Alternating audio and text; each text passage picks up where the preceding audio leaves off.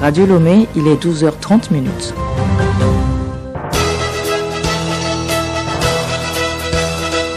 Le journal Bénédicte Kanda. Madame, Monsieur, bonjour et bienvenue dans cette édition dont voici le sommaire. Une conférence parlementaire sur la lutte contre le terrorisme et l'extrémisme violent regroupe depuis ce matin plus de 250 participants venus de 22 pays de l'Afrique. Cette rencontre de Lomé réfléchit sur la lutte efficace contre ce phénomène. Le Togo est engagé farouchement dans la lutte contre le terrorisme. Les efforts du pays à suivre dans ce journal. Le refus des pièces limées et des billets abîmés est punissable. Le gouvernement est revenu là-dessus en conférence des ministres hier. La position des Togolais et de notre rédaction nous préoccupe dans cette édition. Et puis sport, football, mise à jour du calendrier de la 10e journée de la D2 nationale de football. radiolomé.tg. Merci de votre fidélité d'écoute. La lutte contre le terrorisme et l'extrémisme violent est au centre d'une conférence à Lomé. Cette rencontre qui regroupe les parlementaires d'Afrique, les représentants des organisations des jeunes et les représentants des Nations Unies et de la Choura et du Qatar vise à définir les moyens et stratégies pour faire face à ce fléau. Charlotte Ahar.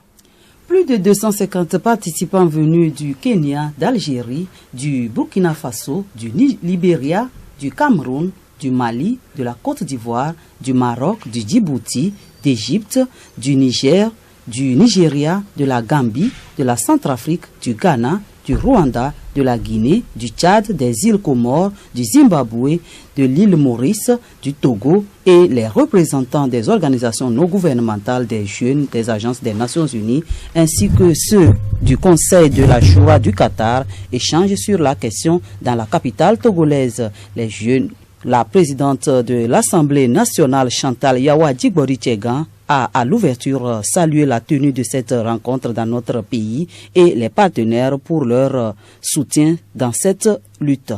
La recrudescence des actes violents ayant un lien avec le terrorisme constitue une menace aux efforts de développement durable de notre continent.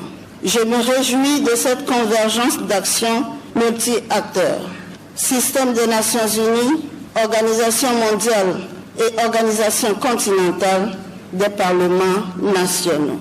À travers ce cadre d'échange, nous tenterons d'apporter et de mettre en place une synergie de réponse collective pour lutter contre le terrorisme avec toute la vigueur et la rigueur qu'emprunte notre détermination à bâtir une communauté de destin harmonieux. Les jeunes qui occupent les 2/3 de la population africaine sont les premières victimes du terrorisme. Leur implication s'avère donc indispensable.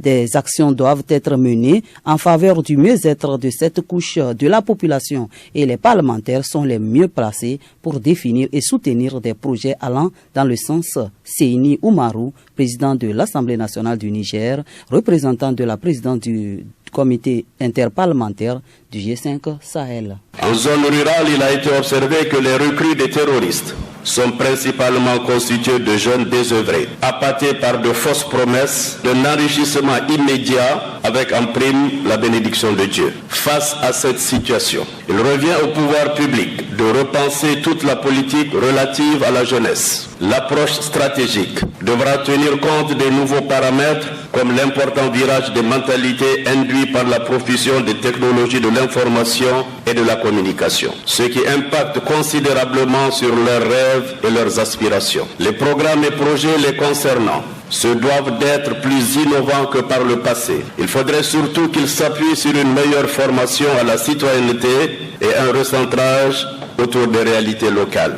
Je pense que la meilleure façon de responsabiliser les jeunes face au terrorisme est d'abord de les préparer mieux à résister au chant des sirènes des réseaux terroristes qui s'en servent comme des chairs à canon. Il faudrait que par une meilleure prise en charge, la jeunesse trouve la force psychologique nécessaire pour se positionner en adversaire résolu du terrorisme et puisse ainsi contribuer à faire échec à ses commanditaires.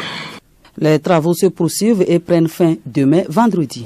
Charlotte Ahar, vous suivrez à la fin de ce journal le discours du représentant de la présidence du comité interparlementaire du G5 Sahel, Seyni Ousmaro. Les initiatives de lutte contre le terrorisme, le Togo en a pris. La loi uniforme contre le financement du terrorisme et la création du comité interministériel CIPLEV sont quelques-unes. Théophile Dandakou nous les représente dans ce dossier. L'action phare du Togo a été la création du CIPLEV, une structure qui donne aux communautés de base les outils et le soutien dont elles ont besoin pour lutter contre le phénomène du terrorisme et l'extrémisme violent. Le comité interministériel de prévention et de lutte contre l'extrémisme violent, CIPLEV, a été ainsi créé le mercredi 15 mai 2019. Ensuite, présent au sommet extraordinaire de la CEDEAO à Ouagadougou au Burkina Faso le 14 septembre 2019, le chef de l'État, Faure Gnassingbé, et ses pairs ont réfléchi sur la lutte à mener contre le terrorisme dans la sous-région ouest-africaine. Notons également la loi uniforme relative à la lutte contre le blanchiment de capitaux et le financement du terrorisme dans les États membres de l'Union monétaire ouest-africaine UMOA du 24 avril 2018. L'article 2 stipule que cette loi a pour objet de prévenir et de réprimer le blanchiment de capitaux et le financement du terrorisme. La loi réprime également la prolifération des armes de destruction massive au Togo. Autres initiatives, en septembre 2022 à Dapaon, les chefs traditionnels et les leaders religieux avaient été invités à jouer leur partition. La rencontre a été une initiative du ministère de la Sécurité et de la Protection civile. Notons enfin l'action gouvernementale du 8 novembre 2022 où le Togo était en session de dialogue de partenariat avec l'Union européenne. Cette session a permis d'échanger sur la lutte contre le terrorisme et la situation dans la région des savanes. Merci à vous Théophile Dandako. La suite de cette édition, le Conseil des ministres s'est réuni hier à Lomé sous la présidence du chef de l'État Faure Gnassingbé. Plusieurs sujets ont été abordés au cours de ce conseil. Les points essentiels avec Edmond Sogba. Au cours du Conseil, en première lecture, le projet de décret fixant la nomenclature, les modalités et les conditions d'implantation et d'exploitation des installations classées pour la protection de l'environnement a été examiné. Auparavant, le Conseil, à l'entame des travaux, a examiné et adopté l'avant-projet de loi sur la répression du faux-monnayage et des autres atteintes aux signes monétaires dans les États membres de l'UEMOA. Les détails sur cet avant-projet de loi avec le porte-parole du gouvernement, ministre de la Communication et des Médias, professeur Akoda Ayewadan. Relativement à cet avant-projet, il y a un contexte particulier. Et si l'on repart dans l'histoire, l'on peut relever que c'est depuis 1929 que, par une convention de Genève, le faux-monnayage a été pris en compte comme situation particulière à encadrer. En matière de crimes, de délits, il y a toujours des évolutions.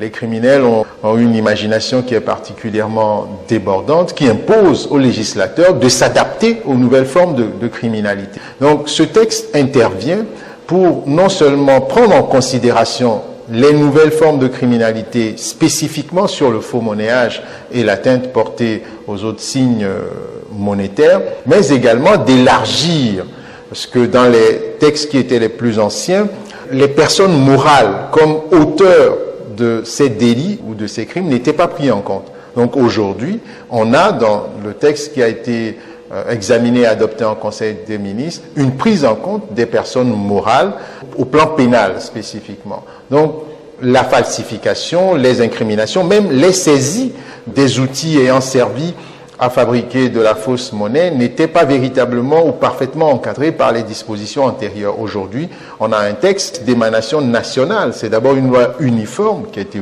adoptée au niveau de l'UEMOA que notre pays a repris et qu'il va intégrer dans son ordonnancement juridique.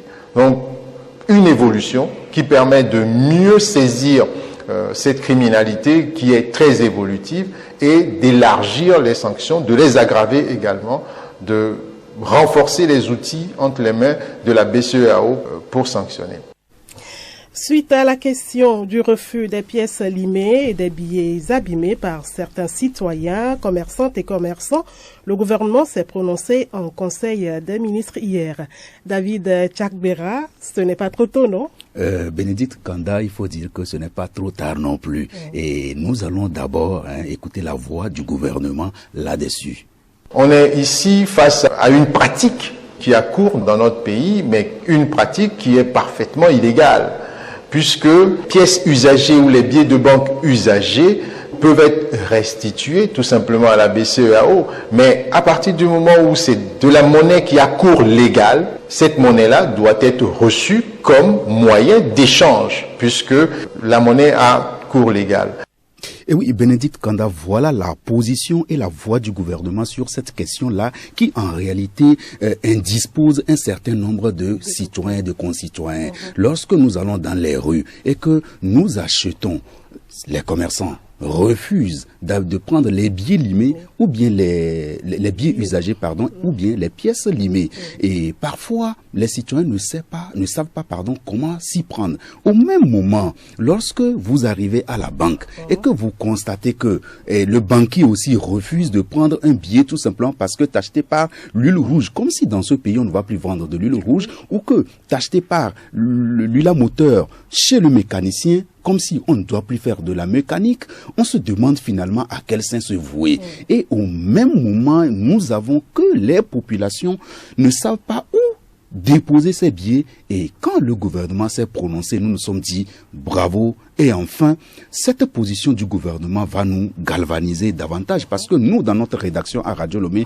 le problème nous préoccupait depuis et les différents courriers, les différentes sollicitations que nous avons eu à faire n'ont pas pu nous amener ou à avoir gain de cause pour que nous puissions servir les auditeurs de Radio Lomé. Et à l'heure actuelle, nous pouvons nous réjouir et le phénomène est plus criard à Lomé, surtout dans la capitale togolaise où les commerçants et commerçantes refusent systématiquement les pièces usées ou limées et les billets qui sont peut-être visiblement hors d'usage, mais on ne sait pas ce qu'il faut faire avec. Et donc, nous avons voulu voir à l'intérieur du pays quel est le phénomène ou comment le phénomène se pose. Et justement, Dekara, Nathalie Pangue a tendu le micro dans la rue et voici ce qu'elle nous a apporté. Moi, je suis content de ça. Là où moi je suis là, je ne connais pas là où on fait l'argent. On me donne avant que je mange. Si je donne les gens, on dit que c'est pas bon, c'est pas bon. C'est nous qui l'utilisons pour que ça devienne liste. Pourquoi refuser alors? Tant que nous connaissons que voilà, c'est cette pièce. Ça demande que c'est 200, c'est 250, on connaît déjà. Donc il ne faut pas refuser selon moi. Ça empêche souvent l'évolution du commerce. Peut-être depuis matin, tu n'as rien vendu. Mais la personne t'amène 200 listes, tu dis non, tu ne me prends pas. Alors que depuis matin, tu n'as même pas encore eu un client. Donc, on voit que c'est normal. S'ils peuvent poursuivre ça, ça va vous arranger. Surtout au niveau des écoles. Avec les enfants, le déjeuner, tu remets l'argent à l'enfant, il revient qu'il n'a pas pu manger. Parce que quand il a tendu l'argent à la dame dit c'est pas bon. Non, c'est une bonne idée. Parce que présentement, même j'en ai ça dans la poche ici. Non, il y a quelques pièces de 200 un peu lisses là, mais même si quelqu'un se présentement, il peut lui donner. Parce qu'il ne peut pas refuser l'argent. Si ce que nous avons fabriqué là, ceux qui sont un peu lisses là, on allait les encaisser quelque part pour pouvoir retravailler ça. Sinon, la décision du gouvernement, c'est bon parce que l'argent est fait pour manger. Oui, Bénédicte Kanda, voilà ce que la population de Kara pense et se prononce à juste titre. Et je crois que dans les autres villes du Togo, et notamment dans la capitale togolaise, le phénomène n'est pas différent. Alors David, que retenir finalement? Il faut retenir tout simplement que lorsque quelqu'un va refuser de prendre une pièce usée ou bien une pièce limée ou un billet usé, il tombe systématiquement sous le coup de la loi. Vous avez utilisé l'expression à la rédaction de ouf de soulagement pour la population. Voilà ce qu'il faut retenir. Je vous remercie. Merci beaucoup pour votre analyse, David Tchakbera. Et justement, la Banque centrale des États de l'Afrique de l'Ouest, BCEAO, reste ferme sur le sujet.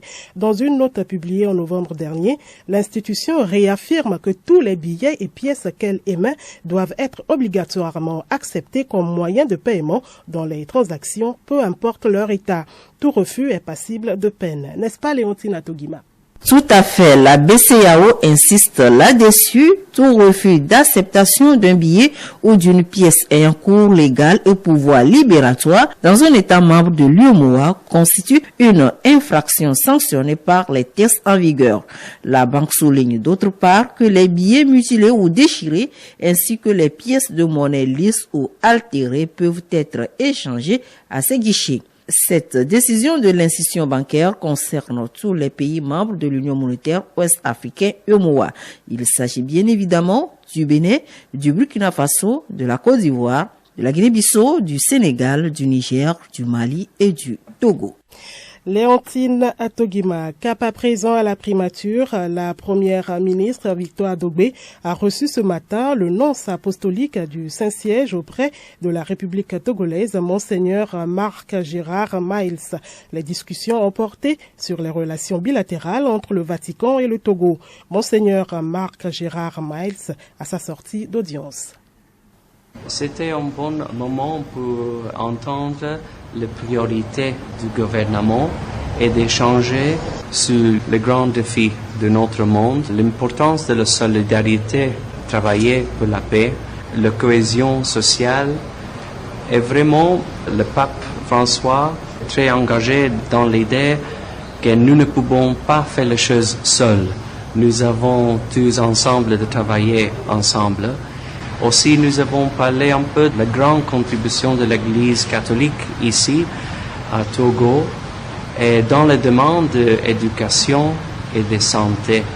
Et nous souhaitons à la Madame Première ministre, mais aussi le Président de la République, toute la bénédiction de Dieu, qui peut aider à travailler ensemble pour le bien commun de la République togolaise.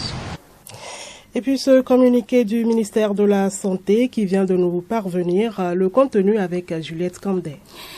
L'Organisation mondiale de la santé, OMS, a alerté certains pays sur la circulation de 2 produits pharmaceutiques de qualité inférieure, c'est-à-dire ne répondant pas aux normes.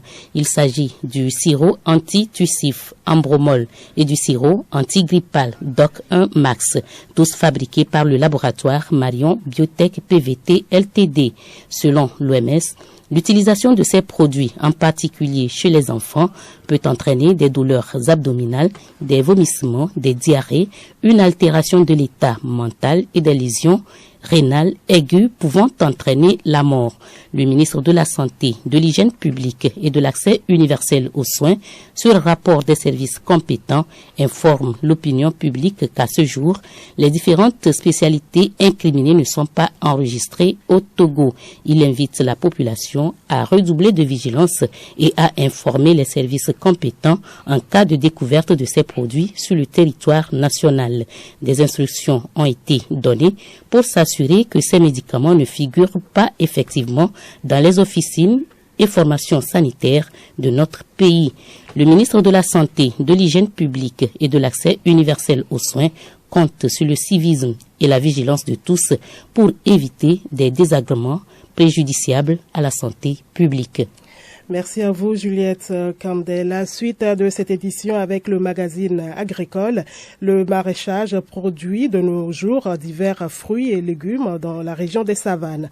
Les producteurs ont reçu des appuis de l'État. Odette Pirate détaille les différents efforts ayant abouti à cette production en quantité. Il s'agit de l'irrigation et du financement.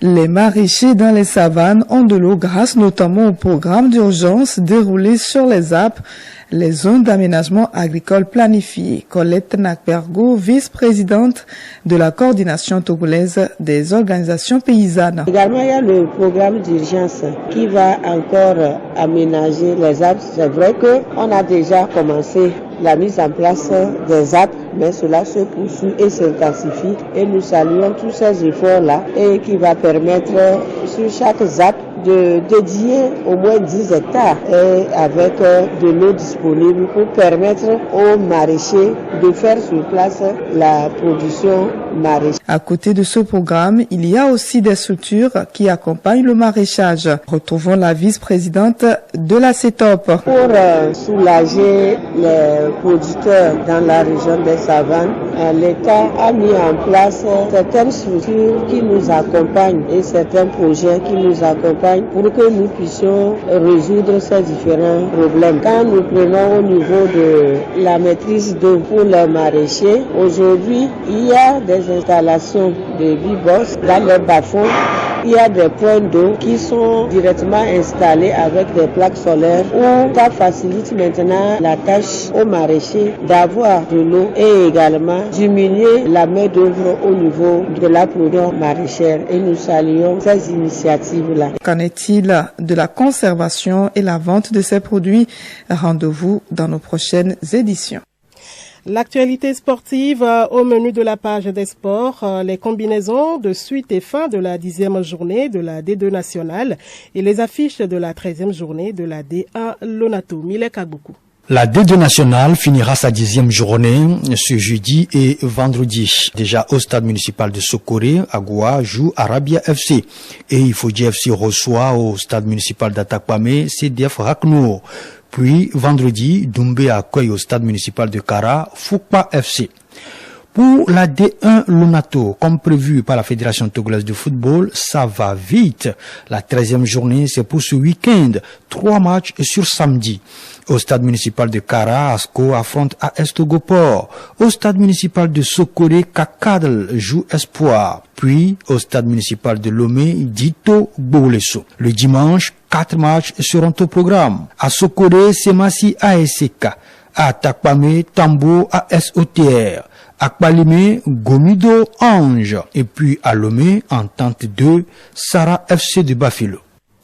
Mileka beaucoup. Et puis l'information insolite, naufragé en mer des Caraïbes, un homme a survécu 24 jours en se nourrissant uniquement de ketchup avant d'être sauvé dans les eaux colombiennes. Je n'avais rien à manger, juste une bouteille de ketchup, de la poudre d'ail et des Maggi cubes de bouillon. J'ai tout mélangé avec de l'eau pour survivre pendant environ 24 jours, a raconté le rescapé. C'est en décembre dernier, alors qu'il réparait un voilier en face d'un port de Saint-Martin, une île du nord-est des Antilles, qu'il a été emporté vers le large en raison de mauvaises conditions météorologiques. Voilà, c'est la fin de cette édition, un peu longue mais justifiée. Voici comme annoncé à présent le discours de Seyni Oumarou, président de l'Assemblée nationale du Niger, représentant de la présidence du comité interparlementaire du G5 Sahel à la conférence.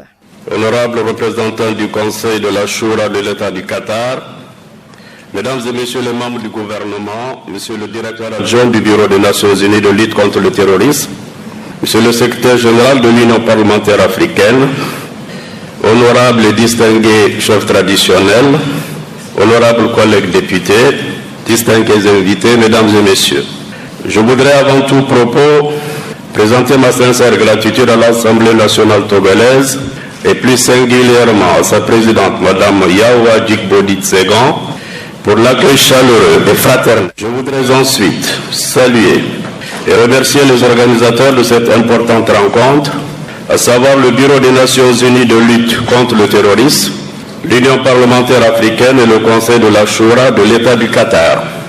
Chers collègues, pour en arriver à notre conférence, je voudrais de prime abord en saluer toute la pertinence dans le contexte particulier qui est celui de la zone sahélienne, gravement perturbée par une guerre aussi meurtrière que sournoise. En effet, aujourd'hui, le fait terroriste s'impose à nos États comme un véritable fléau qui n'épargne aucun pan de la société. Là, d'en rechercher les origines, nous nous sommes résolus à le combattre avec l'appui bienveillant de nos partenaires habituels. Nous avons engrangé de nombreuses victoires et la peur panique que les terroristes inspirés dans nos contrées semblent se dissiper progressivement. Dans certains de nos pays, un recul des forces du mal semble même s'amorcer.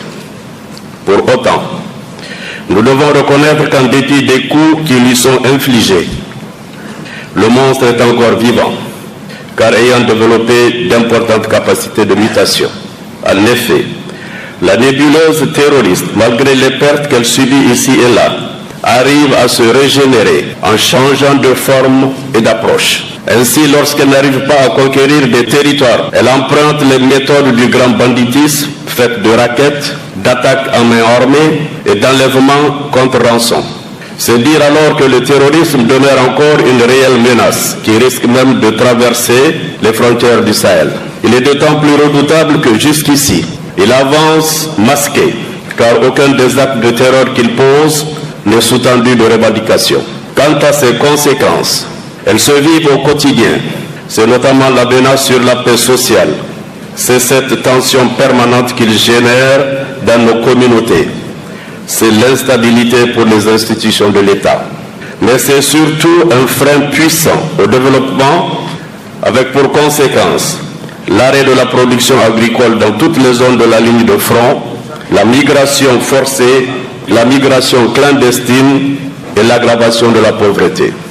Madame la Présidente, ce décor étant planté, il nous faut à présent nous pencher sur la problématique que constitue le binôme jeunesse et terrorisme. Il me semble qu'il s'agit là sans doute d'une piste de solution pour en finir avec le terrorisme. En effet, un constat s'impose. Ceux qui portent les armes contre nos compatriotes sont des individus à la fleur de l'âge.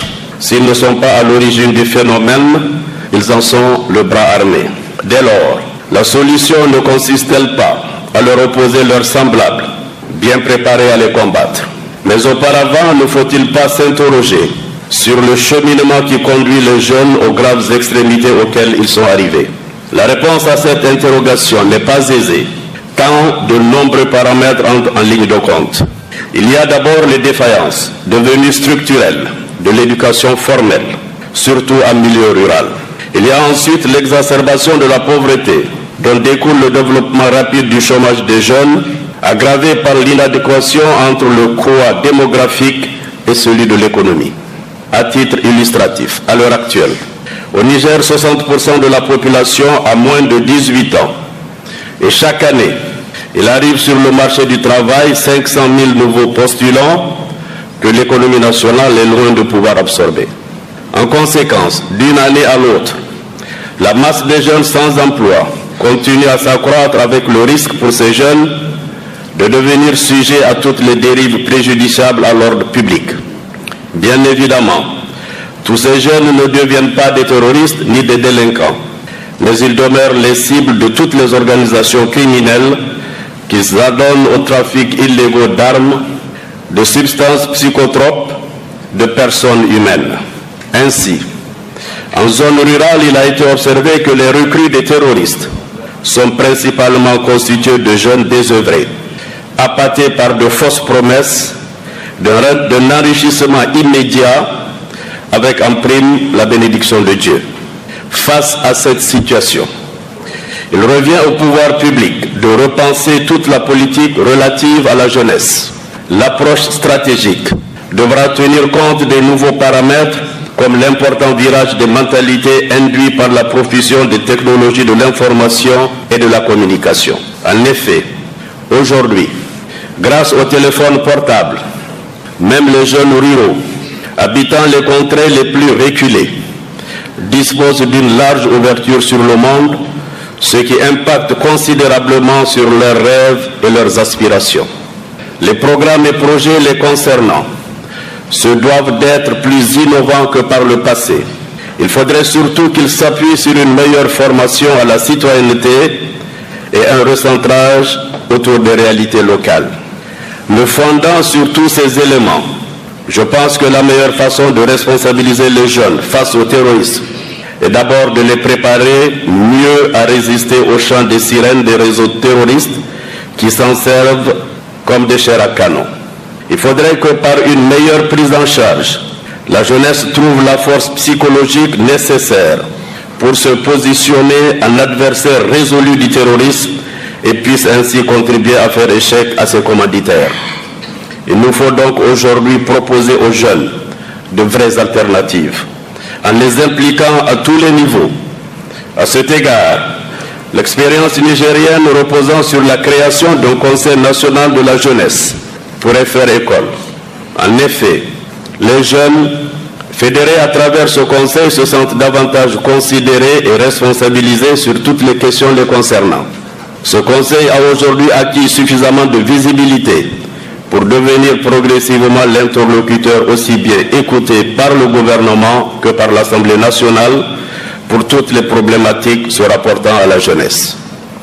En plus de ce cadre organisé, Il me semble que pour faire des jeunes de meilleurs acteurs, conscients de leurs devoirs dans les combats de notre temps, il faudrait agir en amont en nous donnant les moyens d'assurer à nos enfants une éducation adaptée aux besoins de nos sociétés.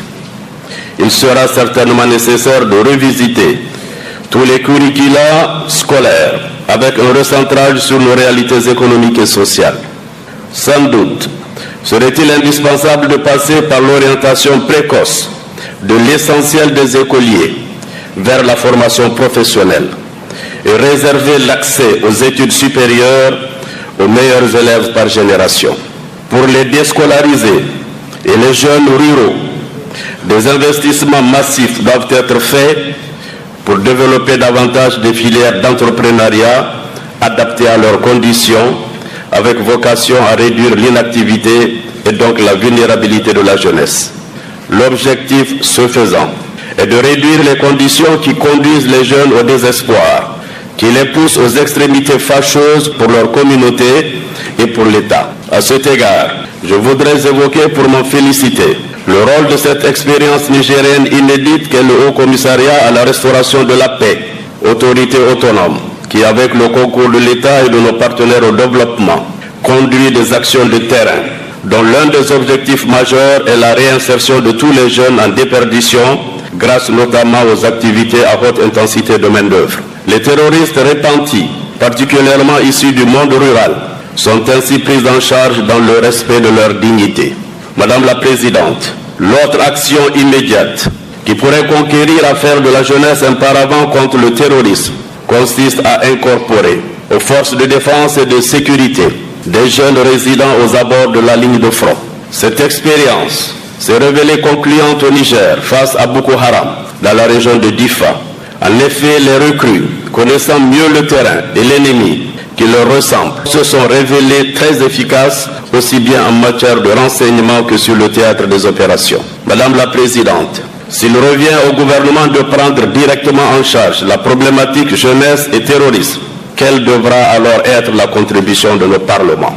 À mon sens, le premier devoir du Parlement est de soutenir sans réserve les stratégies du pouvoir exécutif en la matière, sans pour autant déroger aux prérogatives constitutionnelles qui sont les siennes. Il devra s'efforcer d'adapter la législation nationale à la situation née des conséquences du terrorisme. Le député pris individuellement doit initier des propositions de loi susceptibles d'inciter les jeunes à mieux intégrer la vie active.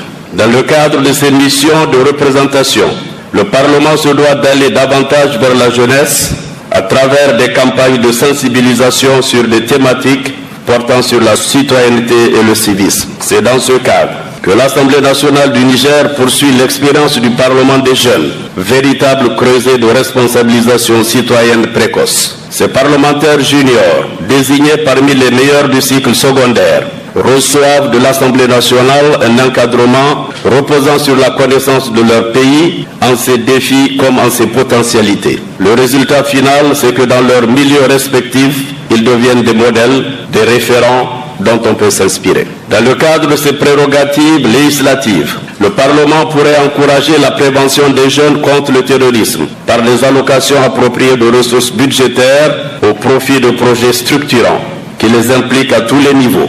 Dans le même ordre d'idée, ils doivent soutenir à travers le budget les stratégies nationales et régionales de prévention de l'extrémisme violent et de lutte contre le terrorisme. Par ailleurs, au niveau individuel, l'Assemblée nationale devra inviter instamment chaque député à conduire dans son environnement immédiat des missions de sensibilisation de la jeunesse pendant les vacances parlementaires. Madame la Présidente, au niveau multilatéral, à l'échelle sahélienne, le comité interparlementaire du G5 Sahel devra se donner les moyens de s'assurer de la pertinence, de la cohérence et de l'impact des projets financés à travers le programme d'investissement prioritaire que les partenaires au développement ont promis de financer.